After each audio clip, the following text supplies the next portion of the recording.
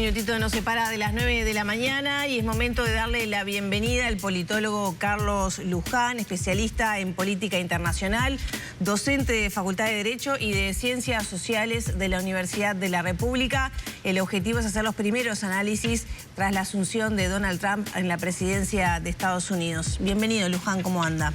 Muy bien, ¿ustedes? Muy bien. Gracias. Bueno, ¿con qué se quedó? Me gustaría como comenzar con una cosa, un concepto más global de todo lo que pasó ayer, de los primeros decretos que ya firmó Donald Trump y bueno, de un discurso muy amplio con muchos temas y muy diversos y todo un día cargado de simbologías también, algunas de ellas contradictorias. ¿Con qué se quedó con este primer día de Donald Trump?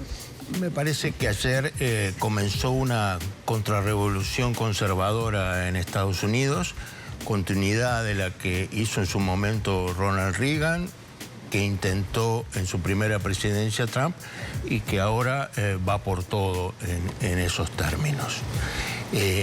Creo que es relevante, tú marcabas lo de los decretos. El primero de los decretos es retirarse del Acuerdo de París sobre el cambio climático. Y yo creo que esto está muy vinculado a el incremento de la explotación y exploración de gas y petróleo, que en un mundo donde parecería que la demanda está bajando, ¿cuál es la razón para subir la oferta? Y eso tiene que ver con la inteligencia artificial, ¿sí? Las proyecciones que hay para el consumo de energía de las inteligencias artificiales, ¿sí?, de los centros de procesamiento, son altísimas. Entonces, ese es el mundo que se nos viene. Donde Donald Trump está, creo que, asumiendo una tarea imposible, que es la de construir una nueva hegemonía estadounidense. ¿Por qué imposible? Estados Unidos tuvo la hegemonía luego de la disolución de la Unión Soviética en la década de los 90, luego tuvo todo un largo periodo de declinio hegemónico, y hoy el mundo, yo lo catalogo como un mundo de multipolarismo asimétrico, donde tenemos Estados Unidos y China a la cabeza, pero otras grandes potencias como India, como Rusia, como la propia Unión Europea, como varias otras. Es muy difícil revertir esa situación, o sea, volver a la Pax Americana, a la hegemonía estadounidense, significaría que la distancia con respecto, por ejemplo, a China fuera muy grande en términos militares, tecnológicos, económicos, por decir solo su principal contendiente, y ni que hablar de todas estas otras potencias. Pero eso es la maga, como tú lo planteabas al principio, eso es hacer a América grande nuevamente, que entusiasma, por supuesto, a muchos estadounidenses, que son el núcleo duro de sus votantes, pero que es muy difícil y coloca en el centro, creo que tenemos que leer la asunción de él, esta rivalidad, esta estratégica con China. Ahora bien, tenemos el tema del Ártico, que yo creo que es clave, se ha planteado por muchos analistas, ¿no?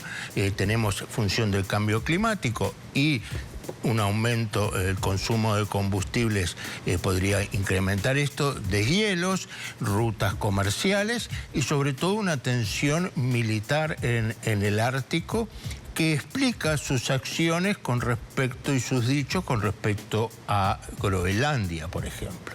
Un lugar estratégico en términos geopolíticos, clave en términos económicos por las tierras raras o por temas petroleros, así como involucrar fuertemente a Canadá en esta disputa.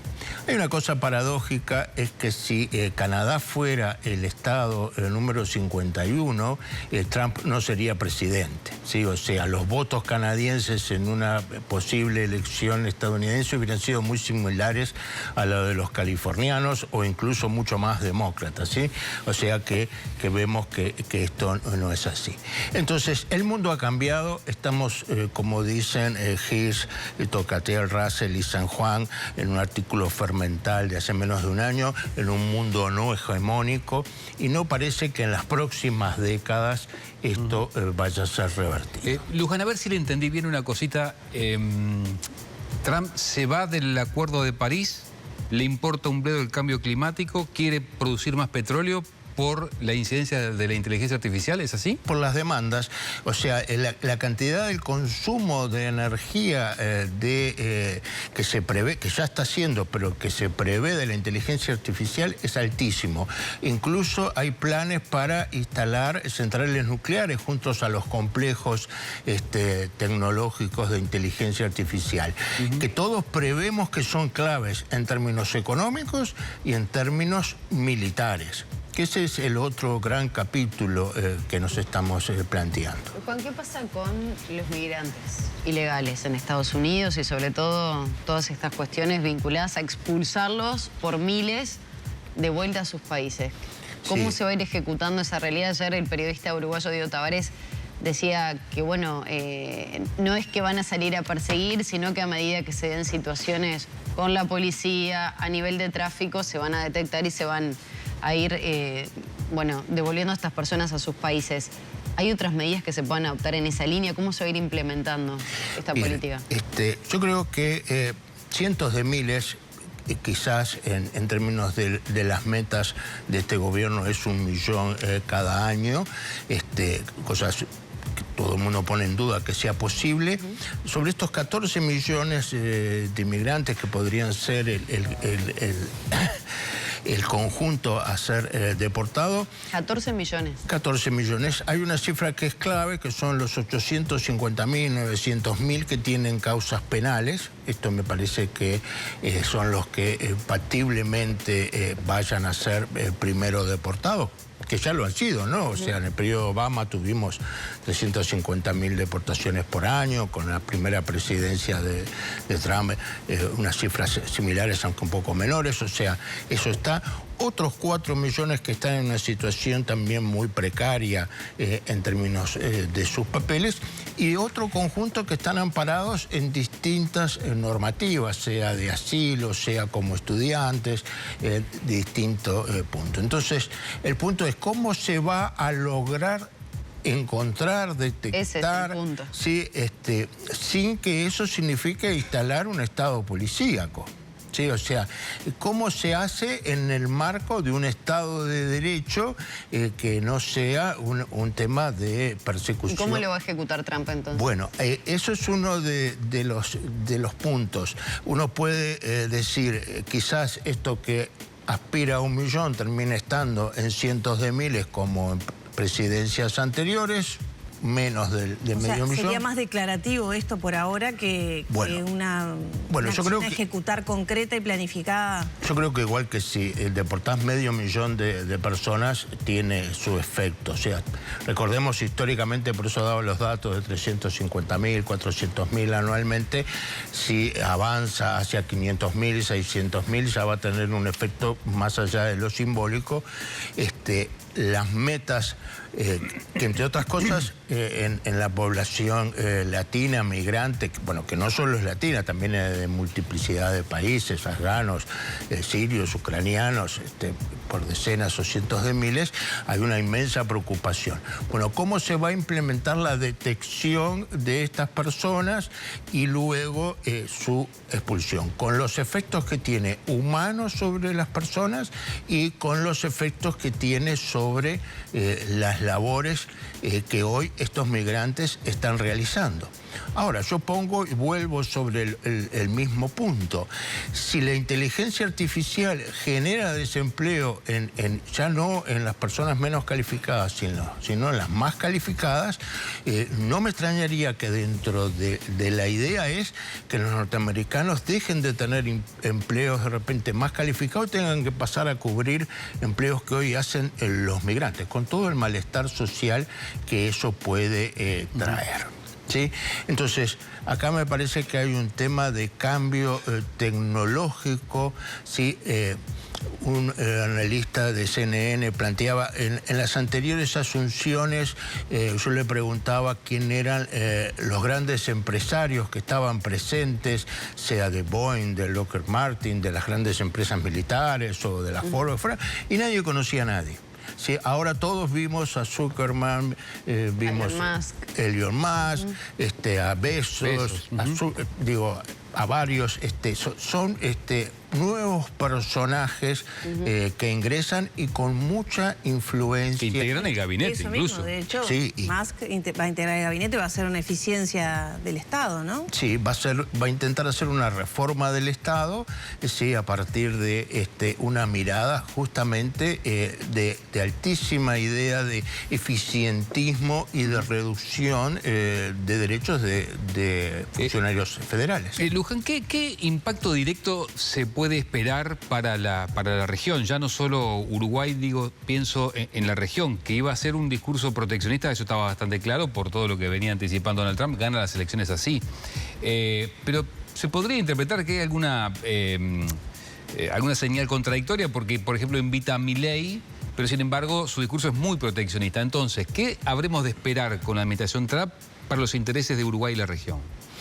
Bueno, ahí la pregunta central es, va a haber una suba de aranceles muy importante en este enfrentamiento con China. Sí. Si esto a su vez va a ser una herramienta que va a afectar, por ejemplo, a Europa.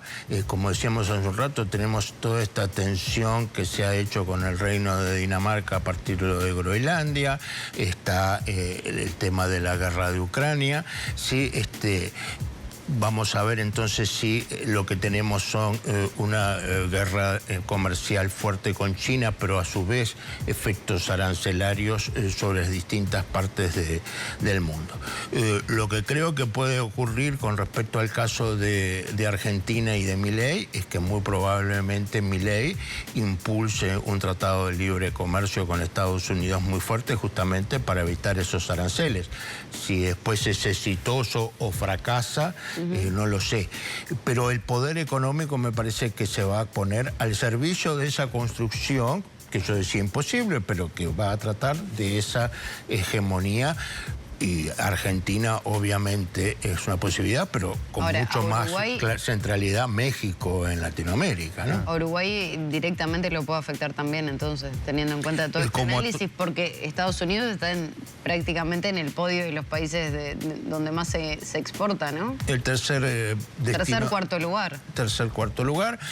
Lo que pasa también, acá esto hace un posicionamiento complejo con respecto a China, que es nuestro principal destino. Tampoco es, o sea, la Cancillería va a tener que andar con pies de plomo, con una altísima prudencia, justamente para no cualquier acción proactiva en alguna de las direcciones no ofenda a los otros.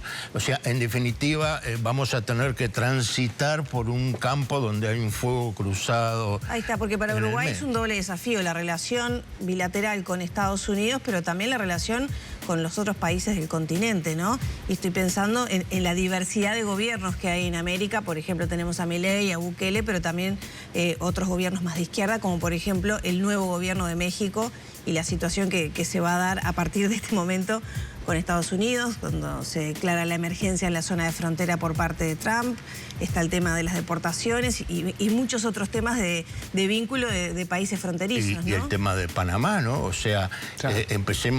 Pensemos que si llegara a haber alguna acción fuerte del gobierno estadounidense de recuperación del canal, eso generaría un impacto sobre la región. Ya hemos visto, obviamente, unanimidad en cuanto a que la soberanía de Panamá sobre el canal está presente, y entonces incluso para gobiernos como el de Milei va a ser muy difícil sostener un alineamiento con Estados Unidos en una situación como esa y simultáneamente sostener sus expectativas sobre las Malvinas, ¿no? Claro. O sea, el tema es muy clave. Pero también te diría, por eso hablaba de un mundo multipolar, esto reafirma la necesidad de avanzar en un vínculo más estrecho con Europa, ¿sí? Que es otro actor que está en una situación muy incómoda, no solo en términos comerciales, sino que es muy probable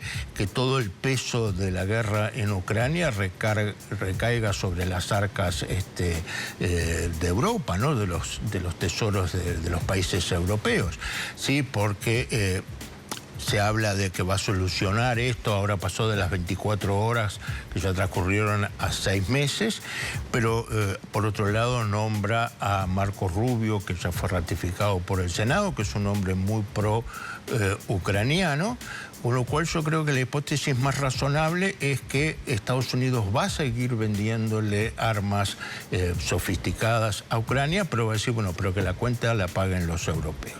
Que es el mejor de los mundos para Estados Unidos, que su complejo, que yo ya voy más allá de lo industrial militar, sino de un complejo tecnológico industrial militar, siga vendiendo por decenas de miles de millones de dólares armas a Ucrania, pagada por los europeos, ¿sí? Donde nuevamente las grandes empresas tecnológicas hoy son actores de primer nivel en estos temas militares. ¿Sí? No se puede, muy breve, no se puede manejar un enjambre de 1000 drones sin inteligencia artificial detrás, por ejemplo.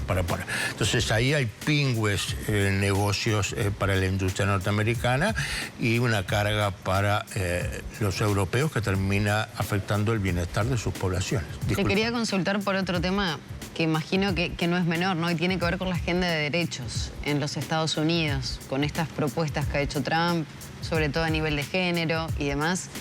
Es otro tema que, bueno, también está presente en el discurso de ayer y que ha estado a lo largo de la campaña también. Allí, bueno, hablamos de lo comercial, de lo económico, de lo político, del poder, pero ahora también está ese otro aspecto. Es muy buen punto. Recuerdan que empezamos la conversación planteándoles que estamos en vísperas de una nueva contrarrevolución conservadora, ¿sí? Que ya ha tenido etapas anteriores, pero donde tenés una presidencia muy fuerte, lo que en algunos casos incluso uno puede esperar una presidencia imperial de parte de Donald Trump, mayorías en ambas cámaras del Congreso y 6 de los 9 integrantes de la Suprema Corte designados por él y muy cercanas a sus posiciones. Entonces, claramente, Trump, como todo el espectro de lo que es la internacional reaccionaria, está alineado en esta batalla cultural llamativamente muy gramsciana, muy de bases neomarxistas que han sido tomadas por las ultraderechas, de decir, bueno, cuando explícitamente en un discurso plantea género solo hay 2 hombres y mujeres, y empieza por los hombres aparte, está claramente dando una señal, no solo en términos de lo que su núcleo más duro, sus bases más duras están planteando, sino una señal fuerte cuando plantea que él está allí porque Dios lo salvó del primero de los atentados y evitó el segundo. Está colocando un elemento muy fuerte que no es solo un tema de libertades de culto o de creencias, sino la instalación de que lo imposible deja de serlo si Dios está con nosotros. Esa es la idea. O sea, alguien podría decir, sí, claro, desde una mirada racionalista esto es imposible, pero si Dios está detrás de eso, entonces lo imposible pasa a ser probable. Ahora, ¿cuánto de esto queda? Porque se vieron muchas contradicciones. Por ejemplo, este discurso de los 2 géneros, ¿no? que dio ayer, pero también estaba tocando Village People en su Asunción, que es una banda simbólica de la diversidad también, ¿no? Entonces, ¿cuánto de esto es discursivo para conformar, para reforzar su vínculo con sectores más conservadores que le dieron el apoyo? ¿Y cuánto de esto podrá verse efectivamente en medidas que sean un retroceso en la agenda de derechos? Acá me parece que pones un punto muy importante. En la campaña anterior, los integrantes integrantes de Village People dijeron expresamente: no autorizamos la utilización de nuestra música. Ahora sí lo hicieron y tocaron allí. O sea, ¿quién es que se acerca a quién? Los grandes magnates tecnológicos de Silicon Valley eran básicamente demócratas, con una mentalidad liberal, abierta a la diversidad, y pasan de unas miradas liberales a unas miradas libertarias, ¿sí? O sea, acá nuevamente me parece que... Claro, pero algo pasa en el medio. ¿Qué sucede para tener ese cambio tan radical? En los Village People, en los Silicon Valley, ¿qué pasa? Diría, citando a Bill Clinton, es la economía, estúpido. ¿Sí? O sea, todos estos grandes empresarios en última instancia lo que quieren es la maximización de sus ganancias. O sea que la economía manda. La economía manda, ven una oportunidad, me parece, de grandes negocios o de grandes pérdidas. Entonces cuando sí, vos Luján, ves... pero ahí, por ejemplo, los grandes magnates y empresarios tienen que expandirse al mundo para ser importantes. Los Elon Musk, Mark Zuckerberg... Amazon, son empresas que si no son globalizadas, está bien, en Estados Unidos es un mercado sumamente potente, pero las redes sociales se han expandido por todo el mundo. Sí. Por eso hablo de esa contradicción. Ahora el mundo, proteccionismo y el mundo ya les queda chico. Quieren conquistar Marte. Sí, hay esta idea de acortemos las cadenas de valor hacia países que sean aliados o cercanos. O sea, el sistema internacional, el orden liberal que conocíamos antes del coronavirus se terminó. ¿Sí? O sea, la segunda globalización, la primera fue hasta comienzos de la Primera Guerra Mundial, la segunda globalización ha mutado, estamos en un momento de interreño. Sí, como decía nuevamente, cito a Gramsci, lo nuevo no acaba de nacer, lo viejo no acaba de morir y aparecen formas mórbidas.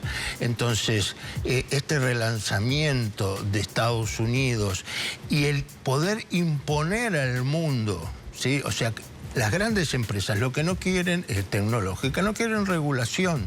Entonces, ¿qué es lo que en definitiva está? Bueno, si los europeos quieren estar conectados al mundo y quieren tener Google, tener Amazon, lo que fuera, no nos pueden poner condiciones. Las condiciones las pone Estados Unidos.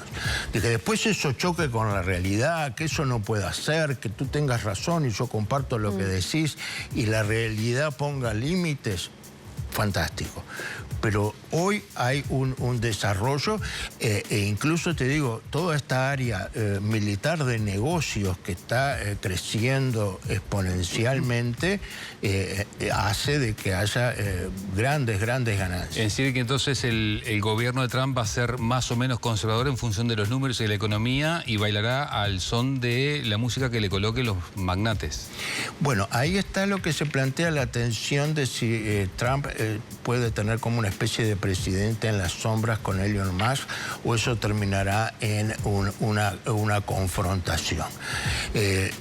Yo creo que Trump es mucho más fuerte y lo ha demostrado que quienes puedan creer que pueden ser titiriteros de Donald Trump.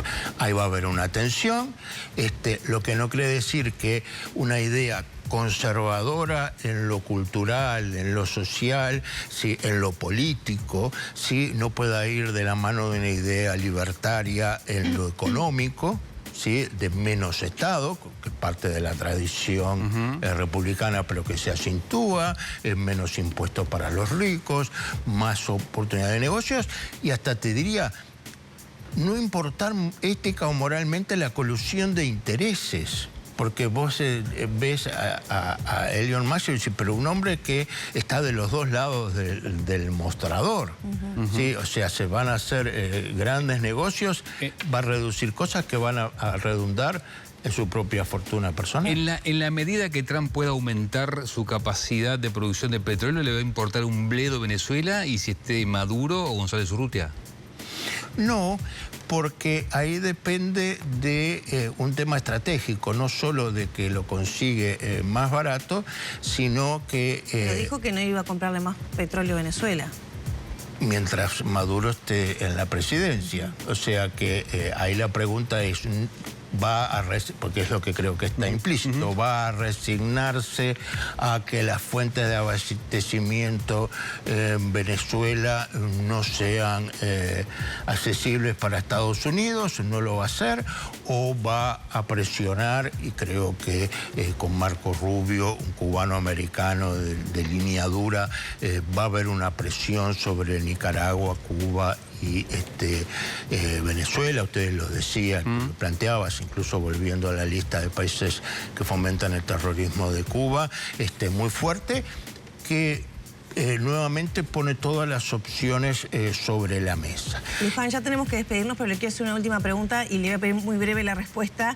¿Se puede concluir que Estados Unidos entra en una etapa de deterioro de la democracia y de sus instituciones? También se lo pregunto por este anuncio y estas firmas que ya hubo ayer vinculadas al indulto a quienes cometieron el ataque, la toma del Capitolio, ¿no? Mira, yo creo que era esperable este indulto, creo que no le hace bien a las instituciones darle la señal a los ciudadanos de que se puede tomar el Congreso y eso no tiene consecuencias legales. Las instituciones norteamericanas tienen un caudal importante de fortalezas, pero creo que hay que abrir un signo de pregunta. Juan Pablo Luna lo dice, están muriendo las democracias en su último libro, bueno, y plantea problemas estructurales que van más allá de la coyuntura y por supuesto es más fácil hacer daños y destruir instituciones que construirlo. Pero es un proceso que en los próximos 10, 15 años tendremos que observar porque tiene un impacto sobre nosotros también muy importante. Luján, muchas gracias por estos minutos. No, muchísimas gracias a ustedes y estando de vacaciones de Laudelar, igual siempre cuenten conmigo. Muchas gracias. Muchas gracias.